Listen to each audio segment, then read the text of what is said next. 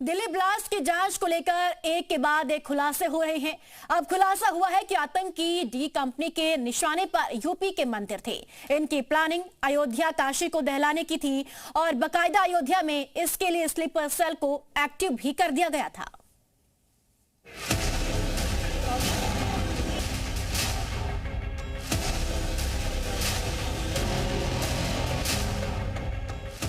UP के दो सबसे बड़े धार्मिक स्थल जहां आस्था का सैलाब रहता है, भक्ति का संगम जहां रामनगरी श्रद्धालुओं से पट जाती है।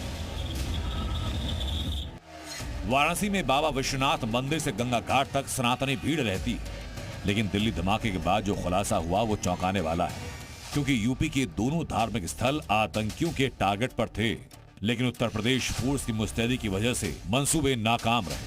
अयोध्या जी का राम मंदिर, वाराणसी की धार्मिक गलियां, यहां तक कि अस्पतालों को भी उड़ाने की साजिश थी और इस खेल को अंजाम देने की जिम्मेदारी थी लेडी डॉक्टर शाहीन शाहिद पर।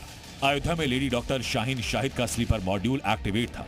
वाराणसी में धमाके के लिए टारगेट पर कई मंदिर थे, जिसमें काशी विश्वनाथ मंदिर है। जैश की डी कंपनी का धार्मिक स्थलों पर धमाका करके दंगा करवाने का प्लान था। दिल्ली ब्लास्ट के बाद रामनगरी अयोध्या की सुरक्षा पूरी तरीके से हाईटेक कर दी गई है।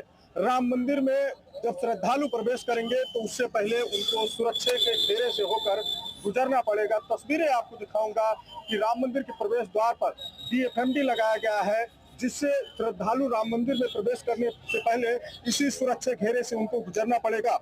दिल्ली में लाल किले के सामने हुए भीषण बम ब्लास्ट के बाद उस ब्लास्ट में संलिप्त आतंकियों ने एक बहुत बड़ा खुलासा किया है। उनका कहना है कि मेरा मुख्य लक्ष्य अयोध्या का राम मंदिर था। पूछताछ में खुलासा ये कि असली निशाने थे अस्पताल, भीड़ भाड़ वाली जगह, ताकि ज्यादा लोग धमाके की चपेट में आए। इसके अलावा सहारनपुर और फरीदाबाद में भी बड़ी आतंकी साजिश का प्लान था। इसी के तहत सुरक्षा बढ़ाई गई। बनारस के कई इलाके इस वक्त सुरक्षा घेरे में हैं और यहाँ पर भी सुरक्षा एजेंसियां अलर्ट मोड पर हैं। लेकिन काशी के लोग क्या सोचते हैं, काशी के लोगों के मिजाज में क्या है, क्या यहाँ भी इस तरह के थ्रेट्स हैं? क्योंकि 2006 में काशी भी कुछ इसी तरह की घटनाओं से मर्माहत हुआ था और यहाँ भी कई लोगों की जानें गई थी। अयोध्या से प्रवेश पांडे और वाराणसी से जयपाल के साथ ब्यूरो रिपोर्ट, जी मीडिया।